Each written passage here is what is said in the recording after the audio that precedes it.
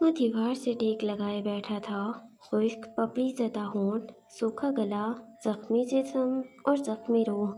دونوں پاؤں مضبوطی سے بیڑیوں میں بندھے ہوئے تھے اور بیڑیاں دونوں جانب اوپر دیوار میں لگے اسٹینڈ سے بندھی تھیں۔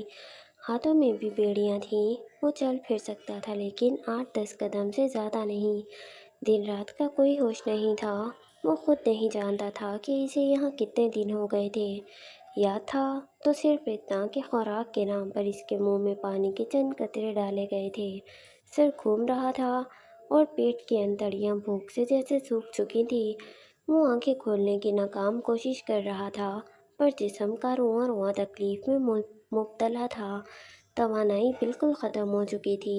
دیوار پر ٹنگی ایک مشعل کی ہلکی سی زرد روشنی تہہ خانے کے اندھیرے کو مٹانے کی بھرپور کوشش کر رہی تھی۔ اب تو اس میں چیخنے چلانے کی ہمت بھی نہیں بچی تھی۔ کبھی کبھی بادلوں کی گرجنے کی آواز سنائی دیتی تو احساس ہوتا کہ باہر بارش ہو رہی تھی۔ بارش کی آواز اسے دنیا کی سب سے خوبصورت آواز لگتی تھی۔ اچانک تہہ خانے میں آہٹ ہوئی۔ اس نے ڈھلکی ہوئی گردن اٹھائی، آنکھیں پھاڑ کر دیکھنا چاہا پر کوئی دکھائی نہیں دیا، البتہ قدموں کی چاپ سنائی دیتی تھی جو دھیرے دھیرے قریب ہو رہی تھی۔ ہیلو برادر، جارج کی روح چیر دینے والی آواز سنائی دی۔ مجھے مس کیا؟ ٹک کی آواز ابھری اور دوسری دیوار پر ٹنگی مشعل بھی جل اٹھی۔ اس نے روشنی سے بچنے کے لیے آنکھوں پر ہاتھ رکھنا چاہا تو بھاری بیڑیوں سے ٹکرانے کی آواز گونجی۔ جارج سامنے ہی کھڑا تھا۔ ولیم کچھ نہ بولا۔ اس نے دھوپ نگل کر گلا خشک گلا تر کرنا چاہا۔ تو یہ لڑکی ہے وہ جس کے لیے تم ہم سب کو چھوڑ کر بھاگ رہے تھے؟ جارج کی تمسخرانہ آواز سنائی دی اور ولیم کی آنکھیں پوری کھل گئیں۔ وہ سامنے ہی کرسی پر ٹانگ چڑھائے بیٹھا تھا۔ ہاتھ میں ولیم کا کیمرہ تھا۔ یو نو واٹ، ڈیڈ نے نیل کو تمہاری فیورٹ گاڑی دی ہے۔ اسے انعام دیا گیا ہے تمہاری مخبری کے بدلے۔ وہ نظریں کیمرے کی اسکرین پر جمائے اسے زبان کے زہر سے ڈس رہا تھا۔ تمہیں کیا لگا تھا تمہیں یہ لڑکی اپنا لے گی؟ وہ سوالیہ انداز لیے بولا۔ تمہیں تو تمہارے دوست نے دھوکہ دے دیا۔ یہ لڑکی تو پھر پاکستانی ہے تمہاری ماں کی طرح۔ وہ طنز کے تیر برساتا گیا۔ دنیا بھر کی ضلالت تمہارا مقدر ٹھہری ہے ولیم جوزف۔ وہ زہر اگل رہا تھا۔ تمہیں پتہ ہے تمہاری شادی کے بارے میں کس نے بتایا؟ وہ کیمرہ کرسی پر رکھتے خود اٹھ کھڑا ہوا اور پھر قدم قدم چلتا عین ولیم کے سامنے پنجوں کے بل بیٹھ گیا۔ جینی نے۔ اس نے خباثت بھرا قہقہہ لگایا۔ تمہیں لگا تھا وہ سب تمہارے ہیں، تمہارے اپنے ہیں؟ لہجے میں طنز نمایاں تھا۔ تمہارا کوئی نہیں ہے۔ اس کی گرم سانسیں ولیم کو اپنے چہرے پر محسوس ہوئیں۔ اس نے بمشکل آنکھیں کھولیں اور جارج کی آنکھوں میں دیکھنے کی کوشش کی۔ تم یہ سب کیوں کر رہے ہو؟ وہ بمشکل بول پایا۔ اسے اپنی ہی آواز دور سے آتی سنائی دی۔ میں یہ سب کیوں کر رہا ہوں؟ وہ اس کا سوال دہراتے اٹھ کھڑا ہوا۔ لہجے میں کھلا استہزاء تھا جیسے وہ حیران ہوا ہو اور پھر سوچ میں پڑ گیا۔ تم نہیں جانتے کہ میں یہ سب کیوں کر رہا ہوں؟ وہ دونوں ہاتھ اٹھائے بولا۔ تو چلو میں بتا دیتا ہوں۔ اس نے کمر پر دونوں ہاتھ رکھے اور گردن ایک جانب ڈھلکا کر ولیم کو دیکھا۔ ہیرو بن کر گھومنے والے ولیم کی حالت کسی فقیر سے کم نہیں تھی۔ اس کی وجہ تم ہو ولیم، ہمیشہ سے تم۔ اس بار اس کا چہرہ سرخ پڑا تھا، آنکھوں میں زخمی پن ابھرا۔ William, William, William, William. جب سے ہوش سنبھالا ہے بس اسی نام کی پکار کو سنتے پایا ہے۔ ولیم اسپیشل ہے، ولیم بیمار ہے، ولیم نے یہ کر دیا، ولیم یہ مت کرنا، ہمیشہ سے تم ہی تو تھے ولیم۔ وہ اندر کھول رہا تھا جو اس نے ہمیشہ چھپا کر رکھا تھا۔ کچھ زخم تھے جو گہرے تھے، کچھ تکلیفیں تھیں جن سے ولیم انجان تھا۔ ڈیڈ کو بھی کبھی نظر ہی نہیں آیا۔ وہ ایک بار پھر سے ہاتھ اٹھائے استہزائیہ بولا۔ اندر کہیں حسد جو دھیرے دھیرے پنپتا رہا تھا وہ باہر آ گیا تھا۔ ہاں، وہی حسد جس نے ایک بھائی کو قابل بنا دیا تھا۔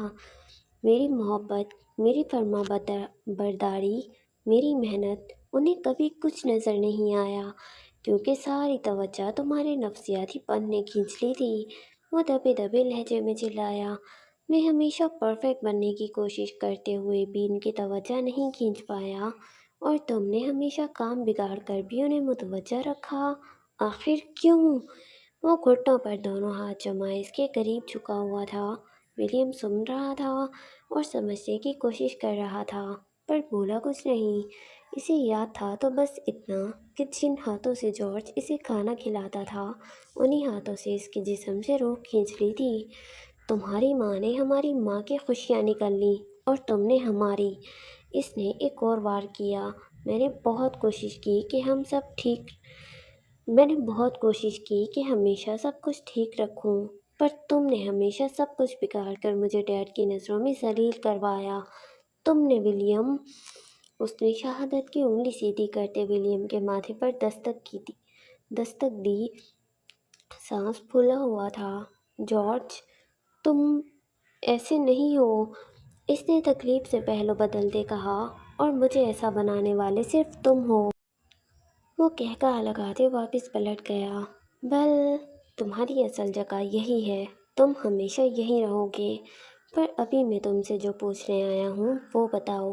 وہ پورے قد سے کھڑا تھا، نہایت سنجیدہ، بھویں سکڑی ہوئیں اور آنکھیں سرد، چہرہ اسپاٹ تھا۔ میرج سرٹیفکیٹ کہاں ہے تمہارا؟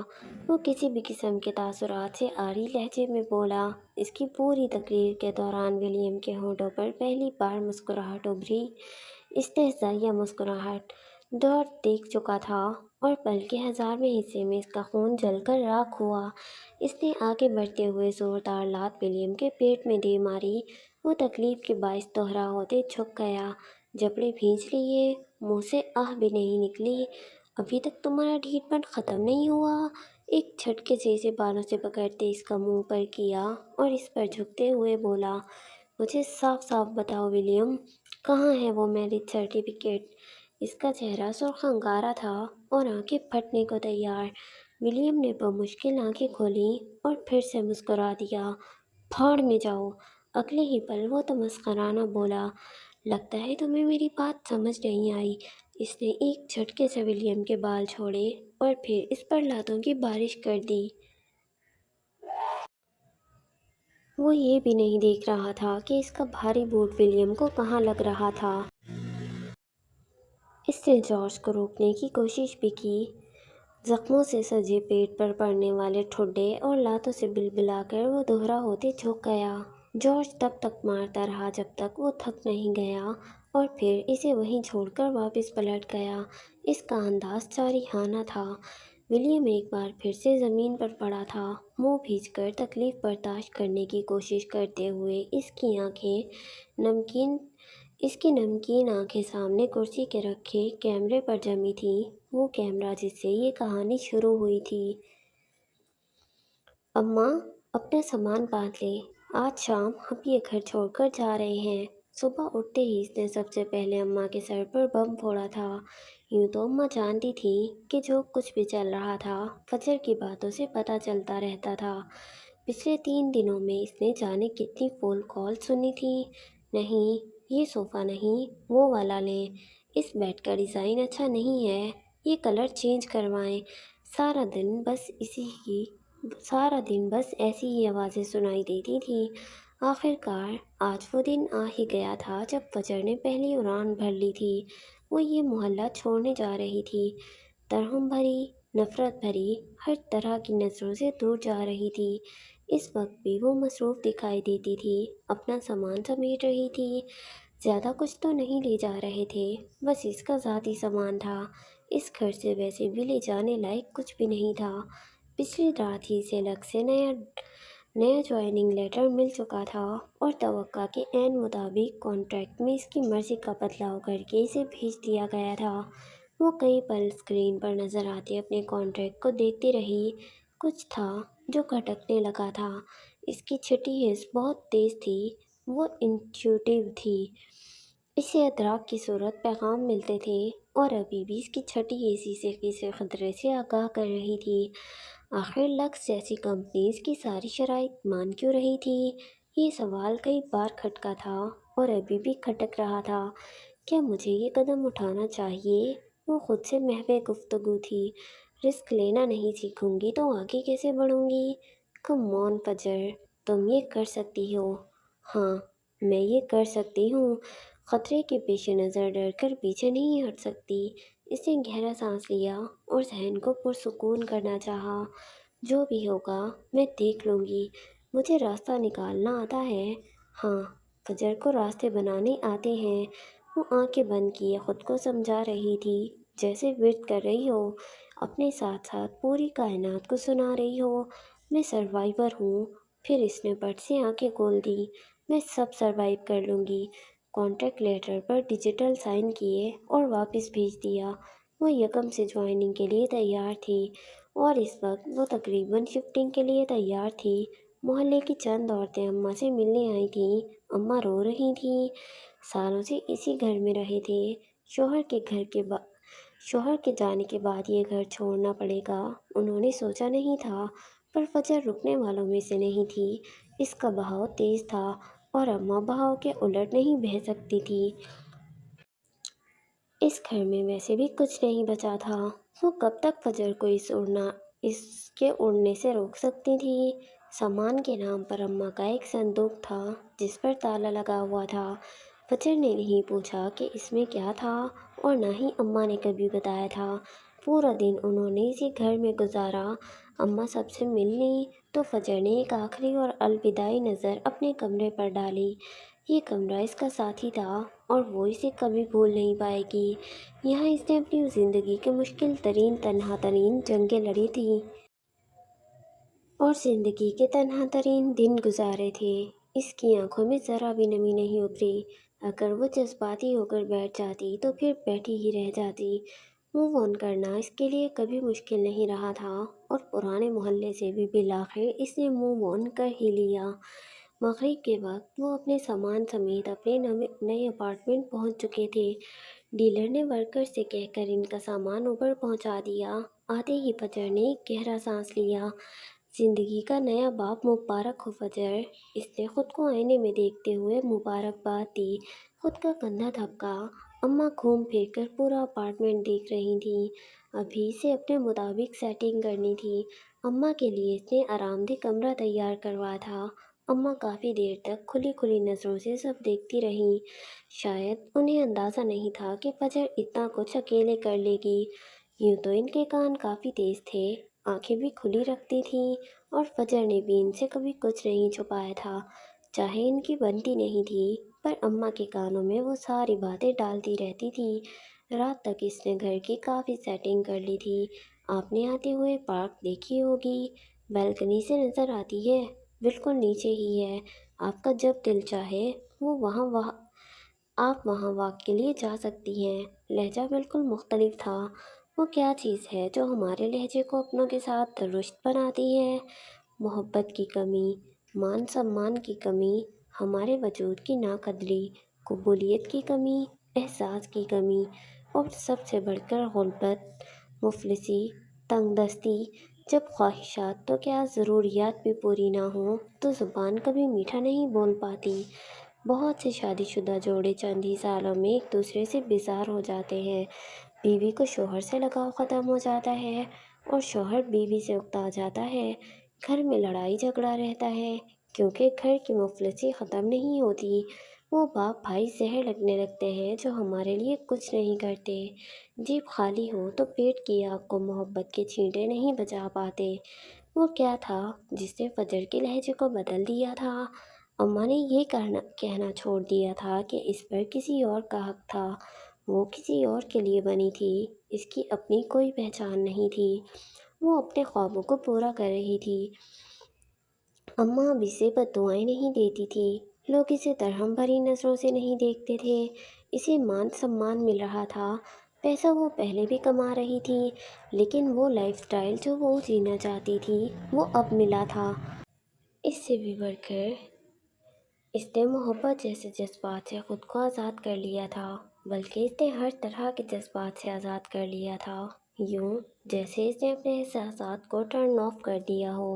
اور پھر اماں کی خاموشی، अम्मा का इसे हर वक्त का डांटा पटना करना, इसकी ज़ात को कबूल करना, इसके फैसलों को अहमियत देना, शायद ये सब मिलाकर इसमें अम्मा के लिए अब लचक पैदा कर रहे थे।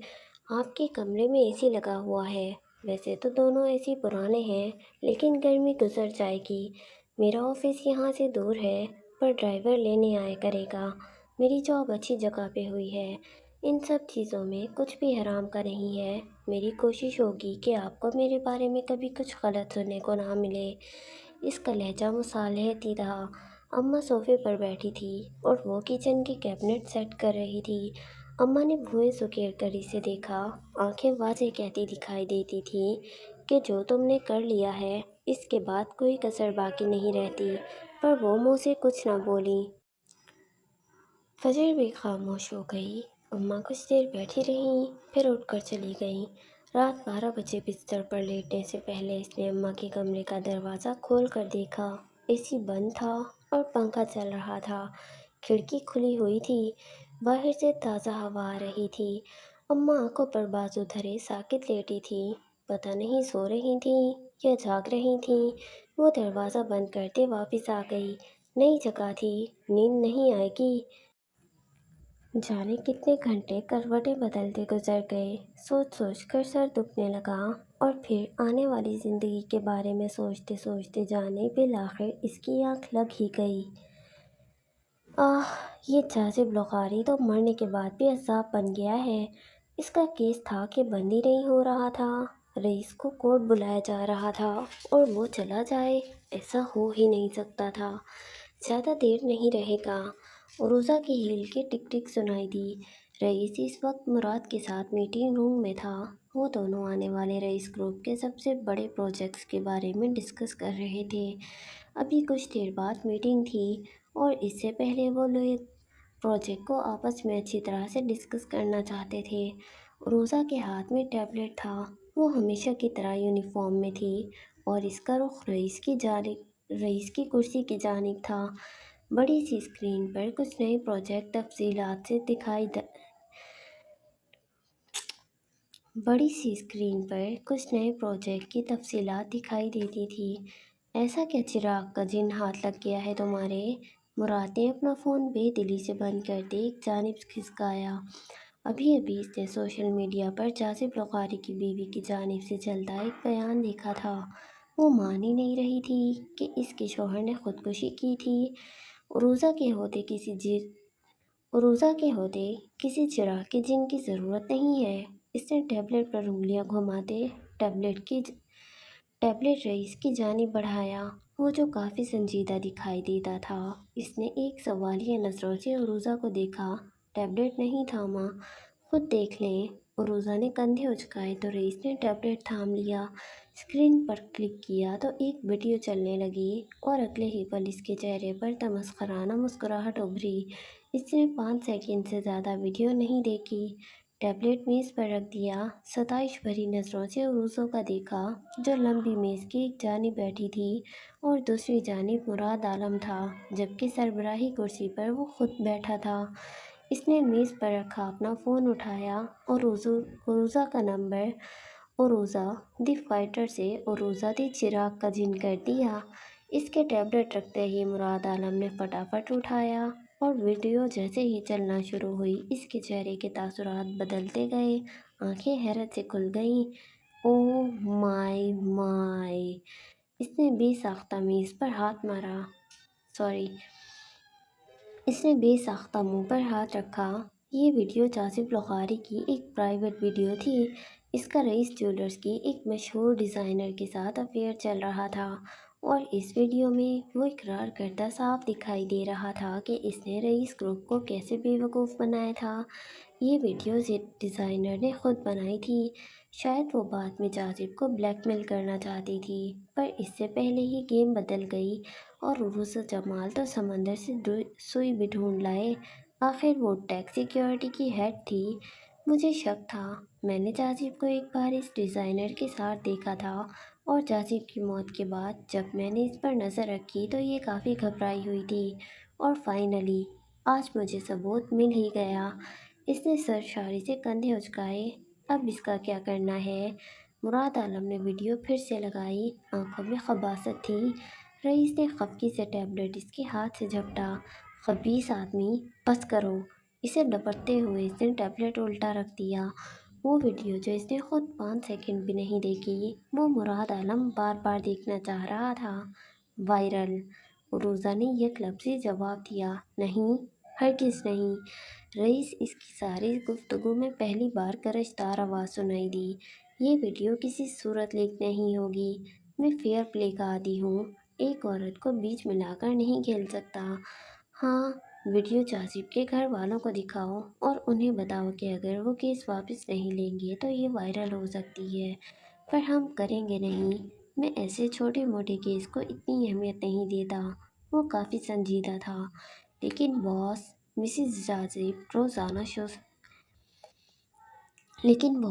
مسز جازب روزانہ سوشل میڈیا پر آ کر اپنی ویڈیوز کے ذریعے انصاف مانگ رہی ہیں۔ اس کی ویڈیوز سے ہماری بدنامی ہو رہی ہے۔ عروضہ نے اسے سمجھانا چاہا۔ بدنام نہیں ہوں گے تو نام کیسے ہوگا؟ اتنا تو چلتا رہتا ہے۔ بس یہ ویڈیو اس کی وائف کو لازمی دکھاؤ، وہ خود ہی کیس واپس لے لے گی۔ اس نے پورے یقین سے کہتے کلائی پر بندھی گھڑی پر نظر ڈالی۔ میٹنگ کا ٹائم ہو چکا ہے، ابھی تک آئے نہیں سب۔ پیشانی پر سوچ کی لکیریں واضح تھیں۔ وہ آج کل الجھا سا تھا۔ بس آتے ہی ہوں گے۔ مراد نے فون اٹھا کر مطلوبہ مینیجر کا نمبر ملایا، جبکہ عروضہ اٹھ کھڑی ہوئی۔ وہ ٹیب اٹھائے دروازے کی جانب بڑھ رہی تھی۔ کبھی کبھی اسے رئیس پر بہت غصہ آتا تھا۔ وہ دروازے تک پہنچی ہی تھی کہ عقب سے رئیس کی آواز سنائی دی، اور یہ ڈیزائنر! وہ آواز پر پلٹی۔ یہ مجھے آئندہ یہاں نظر نہ آئے۔ اس کا چہرہ اسپاٹ تھا، سرد اسپاٹ۔ آنکھوں میں تپش دکھائی دیتی تھی۔ مراد عالم نے منہ کھول کر اسے دیکھا۔ میں اسے جانتا ہوں، وہ کافی سینئر ڈیزائنر ہے، ہم اسے ایسے نہیں نکال سکتے۔ اس کا رد عمل بے ساختہ تھا۔ ڈزنٹ میٹر، اسے آج، ابھی، اسی وقت نکالا جائے۔ رئیس گروپ لوگوں کے سیاہ منصوبوں کے عمل درآمد کی جائے پناہ نہیں ہے۔ اس کا لہجہ حتمی تھا۔ یہ رائے نہیں، حکم تھا، اور اس حکم کو ٹالنے کی ہمت کسی میں بھی نہیں تھی۔ روزہ اس بات میں سر ہلاتی باہر نکل گئی۔ 2 سال کافی ہوں گے۔ وہ اسکرین پر ابھرتے ہوئے اپنے ڈریم پروجیکٹ کی عمارت کو دیکھتے ہوئے بڑبڑایا۔ یہ تو میٹنگ کے بعد ہی پتہ چلے گا۔ مراد بھی سیدھا ہو بیٹھا تھا۔ یہ کام کا وقت تھا، اور کام کے وقت رئیس کو صرف کام کرنا اچھا لگتا تھا۔ آنے والے 2 مہینے لکس کے لیے بہت اہم ہیں۔ آج اس کا لکس میں پہلا دن تھا، اور یہ اس کی زندگی کا اہم ترین دن تھا۔ وہ ٹائم پر آفس پہنچ گئی تھی، اور صبح ہی پہلی میٹنگ تھی۔ اسپیشل کاسٹیوم ڈیزائننگ کرنے والے سبھی ڈیزائنرز موجود تھے۔ وہ ہلکے گلابی اور نیلے رنگ کے کھلتے پھولوں والا کاٹن کا سوٹ پہنے ہوئے تھی۔ ٹخنوں سے ذرا اوپر آتی لمبی کھلی قمیض اور ٹراؤزر، ایسے کپڑوں میں اس کا قد مزید دراز لگتا تھا۔ بال فولڈ کیے اور ہم رنگ اسکارف گلے میں تھا۔ گردن میں ایک جانب سے گزار کر دوسرے سرے پر آگے ڈال رکھا تھا۔ ریشمی بال جوڑے سے نکلنے کو بےتاب تھے۔ اس کا چشمہ آنکھوں پر جمع تھا کیونکہ پروجیکٹر پر آج کی میٹنگ کے اہم پوائنٹس لکھے تھے۔ سونیا سلطان سامنے اسٹیج پر کھڑی تھیں، اور سبھی ڈیزائنر سنجیدہ دکھائی دیتے تھے۔ پیرس میں ہونے والا یہ فیشن شو لکس کے لیے بہت اہم ہے، اور خاص بات یہ ہے کہ اسپانسرز میں رئیس گروپ شامل ہے۔ ہمیں اپنی پوری توجہ اور محنت سے اسے یادگار بنانا ہے۔ میں چاہتی ہوں کہ اس فیشن شو کے اختتام پر لوگوں کے ذہن میں صرف لکس کا نام ہو۔ وہ نہ صرف شو کے بارے میں بتا رہی تھیں، بلکہ انہیں موٹیویٹ بھی کر رہی تھیں۔ آپ لوگوں کے پاس 15 دن ہیں۔ ہر وہ ڈیزائنر جس کا لکس میں آج پہلا دن ہے، یا پھر اسے یہاں سالوں گزر چکے ہیں، سب کے پاس 15 دن ہیں۔ فیشن شو کے لیے جو کاسٹیوم ڈیزائن کیے جائیں گے، ان کے ماڈل 15 دن کے اندر تیار ہوں گے۔ آپ اسے ایز اے ٹیم ورک بھی کر سکتے ہیں، اور چاہے تو اکیلے بھی۔ Choice is yours. ڈیزائنر سے ہوتی اس کی نظر فجر معراج پر آ کر ٹھہر گئی۔ اپنے خوابوں کو، اپنے نائٹ میئرز کو دنیا تک پہنچانے کا اس سے بہترین موقع شاید ہی کبھی آپ کو ملے۔ اس نے فجر کو آنکھوں ہی آنکھوں میں بہت کچھ جتلا دیا تھا جسے فجر سمجھ بھی گئی تھی۔ ڈیزائنر مختلف طرح کے سوال کر رہے تھے پر وہ خاموش بیٹھی رہی۔ اس کا ذہن کہیں اور چل رہا تھا۔ میڈم، کیا کاسٹیوم ڈیزائننگ کے لیے دونوں گروپ اس میں حصہ لیں گے؟ فجر کے عقب سے آواز ابھری۔ یہ آواز سنی سنی تھی۔ اس نے پہلی بار پلٹ کر دیکھا اور ساکت رہ گئی۔ اس کے پیچھے ہی دائیں جانب شہرام کھڑا تھا، وہی شہرام جسے اس نے یونیورسٹی میں ریجیکٹ کیا تھا۔ اس کا لکس میں ہونا کوئی چھوٹی بات نہیں تھی۔ ہاں، یہ سب کے لیے ہے، ڈیزائنر چاہے ڈارک تھیم گروپ سے ہو یا وائٹ تھیم گروپ سے، وہ اپنی صلاحیتوں کے جوہر دکھا سکتا ہے۔ لکس میں کاسٹیوم ڈیزائننگ کے دو گروہ تھے۔ ہر ڈیزائنر کی شخصیت کے لحاظ سے اسے متعلقہ گروہ میں ڈالا گیا تھا۔ وہ ڈیزائنر جن کی شخصیت میں روشنی کا عنصر نمایاں تھا وہ وائٹ تھیم کا گروہ کا حصہ تھا، اور فجر جیسے لوگ ڈارک تھیم میں تھے۔ جب ایک آرٹسٹ کو مکمل طور پر اس کی شخصیت کے مطابق کچھ کرنے کی آزادی دی جاتی ہے تب آرٹ تخلیق ہوتا ہے۔ شہزادیوں کے خوبصورت لباس بنانے والا ذہن رکھنے والا ڈیزائنر نائٹ میئرز کو آسانی سے نہیں بنا پاتا، اسی لیے یہ تقسیم کی گئی تھی اور اس سے لکس کا کام بہت تیز ہوا تھا۔ بہت بہتر ہوا تھا۔ فجر تو شہرام کو دیکھ کر ہی حیران تھی اور وہ بھی اسے دیکھ چکا تھا پر کہا کچھ نہیں۔ ویسے بھی اس کا گروپ دوسرا تھا تو شاید زیادہ آمنا سامنا نہ ہوتا۔ اب مجھے ایسی غیر متوقع چیزوں کی عادت ڈال لینی چاہیے۔ اس نے گہرا سانس لے کر خود کو سمجھایا۔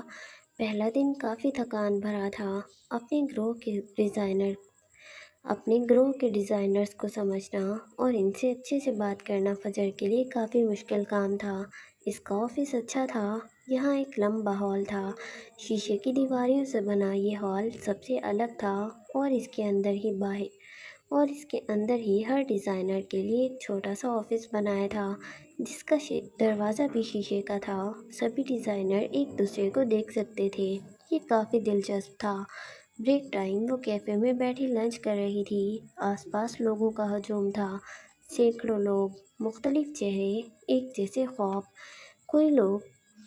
کوئی لوگ اسے کیفے میں بھی اسکیچ بک پر پینسل پھیرتے نظر آئے، کہیں گروہ کی شکل میں بیٹھے کچھ ڈسکس کر رہے تھے۔ یہاں کی زندگی باہری زندگی سے کتنی مختلف تھی۔ یہاں کے لوگ پرانے محلے کے لوگوں سے بہت مختلف تھے۔ تم فجر ہو نا، نیو ڈیزائنر؟ ایک کافی شوق سا لڑکا اس کے ساتھ آ کر بیٹھ گیا۔ پہلے تو اس کے بنا اجازت بیٹھنے پر فجر کی تیوری چڑھی۔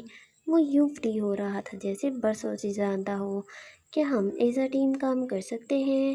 پھر اس کے سوال پر اسے چڑ چڑھی۔ یس، میں فجر ہوں اور میں ٹیم ورک نہیں کرتی۔ وہ زبردستی مسکرائی اور پھر توجہ اپنی چائے کی طرف مرکوز کی۔ لیکن میں بہت اچھا ٹیم ورک کرتا ہوں۔ اس نے خباثت سے کہتے ایک آنکھ دبائی۔ فجر نے سب سے مٹھیاں بھیجی۔ ان سے کچھ فاصلے پر شہرام بیٹھا تھا۔ اس کی نظریں اسی جانب تھیں۔ مجھے یقین ہے تم وائٹ تھیم سے ہو، ہے نا؟ پتہ نہیں وہ اتنا شوخا کیوں ہو رہا تھا۔ فجر نے بمشکل خود کو کچھ غلط کہنے سے روکا۔ اس سے پہلے کہ وہ کچھ کہتی، موبائل پر ابھرنے والی بیپ نے اس کی توجہ اپنی جانب کھینچی۔ بریک کے بعد مجھ سے ملیں، سونیا سلطان کا میسج تھا۔ نہیں، میں بلیک تھیم سے ہوں۔ No excuse me. وہ منہ بناتی زبردستی مسکرائی اور پھر اٹھ کھڑی ہوئی تھی۔ ابھی وہ کیفے سے باہر بھی نہیں نکلی تھی کہ اسے عقب سے اپنے نام کی پکار سنائی دی۔ پلٹ کر دیکھا تو شہرام کھڑا تھا۔ اسے اندازہ نہیں تھا کہ وہ اس سے بات کرے گا، وہ اسے مخاطب کرے گا۔ اسے تو لگتا تھا وہ اسے نفرت کرتا ہوگا۔ اس لڑکے کو اگنور کرو، وہ یہاں سفارش پر آیا ہے، تنگ کرے تو کمپلین کر دینا، وہ نرم لہجے میں کہہ رہا تھا۔ فجر کو تو پہلے اس کے بلانے پر اور پھر اس کے اتنے اچھے طریقے سے بات کرنے پر الجھن ہوئی۔ دماغ میں گھنٹی سی بجی۔ تھینک یو، وہ پیشہ ورانہ انداز میں مسکرائی اور پھر پلٹ گئی۔ فی الوقت اسے شہرام سے بھی کوئی تعلق نہیں رکھتا تھا۔ فی الحال اسے شہرام سے بھی کوئی تعلق نہیں رکھنا تھا۔ हाँ, वो इसका क्लास फेलो था, पर जो कुछ यूनिवर्सिटी में हुआ था वो अब कभी इससे नॉर्मल तरीके से बात नहीं कर सकती थी। अगर कभी किसी चीज़ की ज़रूरत हो तो बता देना। वो इसे दूर जाते देखकर फिर से बोला। फजर के कदर फजर के कदम रुके, पर वो पलटी नहीं। मैं यहाँ सबको जानता हूँ। मैं यहाँ पहले इंटर्नशिप कर चुका हूँ। कोई मसला मसाइल हो तो ज़रूर बताना। इसने यूं ही खड़े खड़े शहराम की बात सुनी और फिर कोई जवाब दिए बिना पलट गई। फिलवक्त इसे किसी की ज़रूरत नहीं थी, किसी मर्द की तो बिल्कुल नहीं। गर्दन अकड़ाए वो दूर जा रही थी और शहराम ने तासुब भरी नज़रों से इसे जाते देखा। कुछ लोग कभी हमें पलट कर नहीं देखते, चाहे हम इंतज़ार में खड़े खड़े बुत बन जाएं। अच्छा सॉरी, हो सकता है बैकग्राउंड में ना आप लोगों को थोड़ा सा शोर सुनाई दे रहा हो। हमारे पिछले वाले मोहल्ले में ना किसी की शादी है, और इन लोगों ने शायद कोई ढोलक वगैरह रखी हुई है, आई डोंट नो। पर काफ़ी अजीब अजीब से गाने बजा रहे हैं ये लोग। मैंने कोशिश तो की है अलग कोने में बैठ के रिकॉर्डिंग करूं, बट मुझे यहाँ तक भी काफ़ी अच्छी खासी आवाज़ गूंजती हुई सुनाई दे रही है, तो यकीनन ये रिकॉर्ड भी हो रही होगी। बट मैं ऑफ कोर्स उन्हें रोक नहीं सकती, उनके घर पे फंक्शंस चल रहे हैं। फजर का रुख सोनिया सुल्तान के ऑफिस की जानिब था। लक्स की इमारत काफ़ी बड़ी थी और कैफ़े सबसे बालाई मंजिल पर था। वो सफ़ेद लोफर्स पहने चमचमाते मार्बल पर पाँव रखती आगे बढ़ रही थी। यहाँ इतने लोग थे कि किसी को इसके होने ना होने से कोई फ़र्क नहीं पड़ता था। लोग मसरूफ़ दिखाई देते थे। लक्स का एक नाम था। इसके कपड़े, जूते, बैग, परफ्यूम और दीगर अशिया काफ़ी डिमांड्स थीं, इसीलिए यहाँ काम भी काफ़ी ज़्यादा था। मुख्तलिफ़ क्रू, मुख्तलिफ़ डिज़ाइनर्स, मुख्तलिफ़ डिपार्टमेंट्स और मुख्तलिफ़ लोग। वैरायटी काफ़ी ज़्यादा थी। वो गहरी नज़रों से हर चीज़ का मुशाहिदा कर रही थी। इसे यहाँ अपनी पहचान बनानी थी। सफ़र लंबा और मुश्किल था, पर वो रास्ता बना ही लेती। वो अपने जहन में ही आने वाले वक्त की प्लानिंग कर रही थी और ग्लास वॉल से झांकते सूरज ने इसकी प्लानिंग को सराहा था। सोनिया सुल्तान के ऑफिस पहुंचकर इसने दरवाजे पर दस्तक दी और हैंडल घुमाकर दरवाज़ा खोला। जैसे ही इसने कदम अंदर रखा, दरवाजे की दूसरी जानिब खड़े शख्स को देखकर इसका दिल उछलकर हलक में आ गया। मुंह से चीख निकलते निकलते रह गई। सामने ही जुनैद खड़ा था। हाँ, वही जुनैद जिसने इसके और विलियम के निकाह में मदद की थी। वो इसे देखते ही पहचान गई थी। वो भी इसे ही देख रहा था। इसकी आंखों में शनाज़ थी, यानी वो भी इसे पहचान गया था। फजर का दिल सिकुड़ गया, चेहरे की रंगत बदल गई। अस्सलाम वालेकुम, जुनैद ने मुस्कुरा कर सलाम किया, जबकि फजर के अल्फाज तो हलक में ही फंस गए। इसे अपनी टांगें छल होती महसूस हुई। यूँ लगा जैसे सब ख़त्म, शुरू होने से पहले ही ख़त्म। वो वालेकुम अस्सलाम, वो बमुश्किल ही बोल पाई। जुनैद इसकी बदलती रंगत को देख चुका था। वो फजर के गैर होती हालत भांप चुका था और वो जानता था कि ये क्यों हुआ था।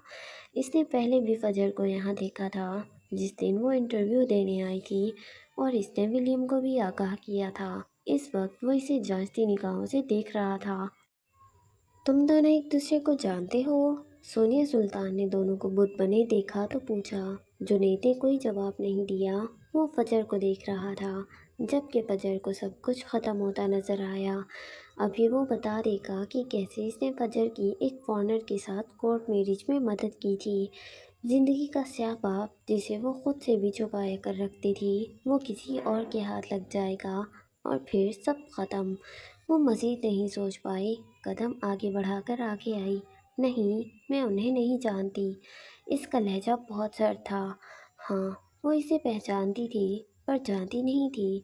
जुनैद ने इसकी बात सुनी और फिर वो हौले से मुस्कुरा दिया। इसने लाइल्मी से कंधे उचका दिए। जुनैद, ये फजर महराज है, और फजर, ये जुनैद है। हाल ही में इन्होंने हमारी लीगल एडवाइज़र टीम को ज्वाइन किया है। दोनों ने एक दूसरे को यूँ देखा जैसे पहला तारुफ कबूल किया हो। ठीक है, मैं चलता हूँ। वो सूरत हाल समझता हुआ बाहर निकल गया, जबकि फजर का दिल डूब चुका था। यानी वो भी लक्ष्मी ही था। रोज़ सामना होता। ये तो खुला टॉर्चर था। وہ دن جب اس نے ارسل کو چھوڑ کر ایک فارنر سے نکاح کیا تھا، وہ اسے کبھی نہیں بھول سکتی تھی، چاہ کر بھی نہیں۔ اور کوئی اس دن کی بار بار یاد دلائے تو پھر وہ ٹارچر ہی ہے۔ وہ غائب دماغی سے کرسی پر بیٹھ گئی۔ کیسا گزر رہا ہے پہلا دن؟ ناقابل بیان۔ وہ استہزائیہ مسکرائی۔ آج پتہ نہیں کون کون سے بم پھٹنے تھے۔ یہ تو بہترین ہے، اور مجھے امید ہے کہ تم کوئی ناقابل فراموش نائٹ میئر ڈھونڈ ہی لو گی۔ انہوں نے اسے پیرس فیشن شو کی بات کرنے کے لیے ہی بلایا تھا۔ وہ آدھا گھنٹہ وہاں بیٹھی رہی۔ کچھ ضروری باتیں تھیں اور آنے والے شو کو ڈسکس کیا جا رہا تھا۔ تمہارے لیے اپنی پہچان بنانے کا یہ بہترین موقع ہے۔ میں چاہتی ہوں تم اسے کیش کرو۔ فجر نے اس بات میں سر ہلا دیا۔ اس کا ذہن بری طرح سے پک گیا تھا۔ پہلا دن اس پر کام کا پہاڑ لے آیا تھا۔ پیچھے ہٹنے والوں میں سے تو وہ تھی بھی نہیں۔ اب دیکھنا یہ تھا کہ وہ یہ موقع کیش کر پاتی ہے یا نہیں۔ اماں کچن میں سنک پر کھڑی برتن دھو رہی تھی۔ آخر کب تک وہ بھوکی رہ سکتی تھی؟ کرنے کو کوئی کام بھی نہیں تھا۔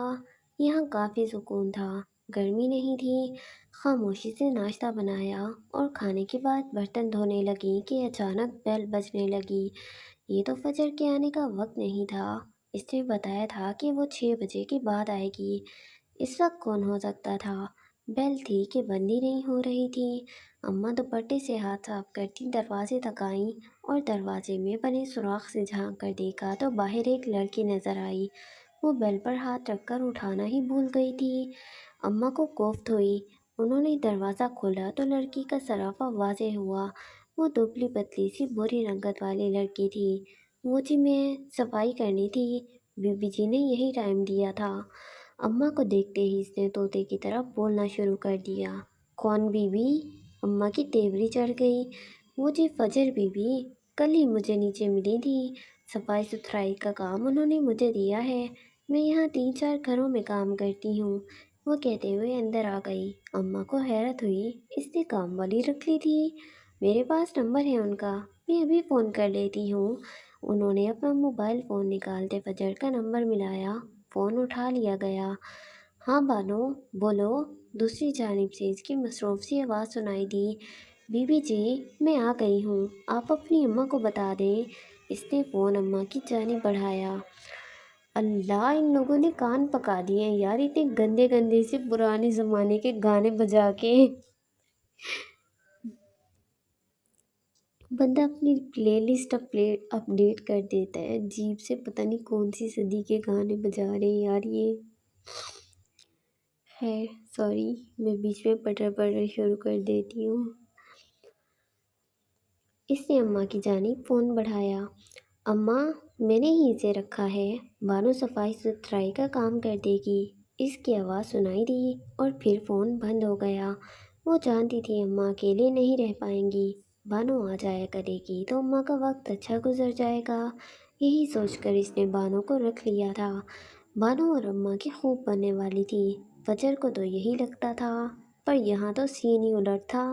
بانو جدھر جدھر جا رہی تھی، اماں اس کے پیچھے پیچھے تھی۔ آنکھیں عقاب کی طرح تارتی ہوئی تھیں۔ وہ اس پر جلدی بھروسہ نہیں کر سکتی تھی۔ صفائی کرنے کے بعد جب وہ کچن میں برتن دھونے آئی تو اماں نے اسے فوراً ٹوک دیا۔